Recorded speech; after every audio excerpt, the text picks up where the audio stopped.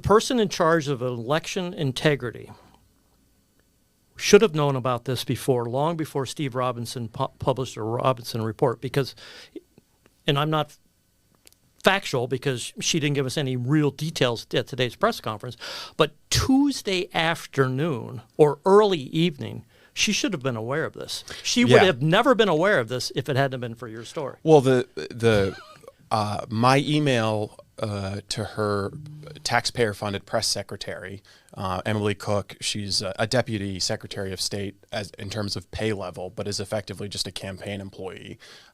Secretary Bellows has this neat trick going where her campaign is partially funded by the taxpayers because she refuses to resign her position as Secretary of State. But my email to the Secretary of State's office asking for comment arrived long after those ballots were in the custody of the town clerk or the deputy town clerk. By the time I inquired with her office, those ballots were in the safe at the Newburgh town office. The deputy clerk, the clerk, had every opportunity to alert the Secretary of State or the Secretary of State's office, and may have, in fact.